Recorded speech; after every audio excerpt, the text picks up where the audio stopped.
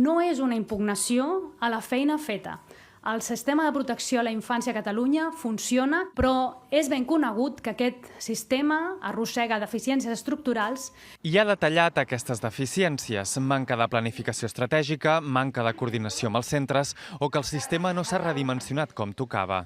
És una direcció general que ha estat excessivament volcada en el dia a dia, en la urgència, i no ha tingut els espais estructurals de tenir mirada llarga. El més cridaner del pla és una qüestió estètica, el canvi de nom de la Dgaia. Ara es dirà Direcció General de Prevenció i Protecció de la Infància i l'Adolescència i modifiquen l'organització interna per posar l'accent en intentar que els menors no hagin d'arribar als centres. L'atenció s'ha abocat excessivament a la protecció sense poder tenir les eines per fer una bona tasca en l'àmbit de la prevenció. Després de l'esclat del cas de la nena violada, crearan una unitat de seguiment d'incidències i es contractaran 300 nous professionals fins al 2027. La gran majoria reforçaran la EAIA, els equips municipals encarregats d'analitzar per cada cas quina mesura de protecció és més convenient.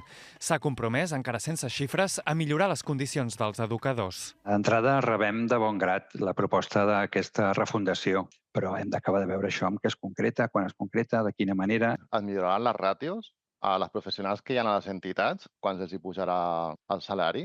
La consellera ha parlat de centres de 10 places, això està a la guia EQUAR, que són els estàndards de qualitat d'atenció residencial, des de fa més de 10 anys. I amb la investigació de l'Oficina Antifrau en l'horitzó per la denúncia d'un treballador en què s'investiga com s'han donat les prestacions als joves extutelats, s'ha anunciat que aquesta feina, que fins ara la Dgaia externalitzava, ara l'assumirà directament el departament. Sí que hi ha hagut una excessiva externalització, com per exemple amb el control de les prestacions que gestionava la Dgaia. Aquesta gestió d'aquestes prestacions s'internalitza.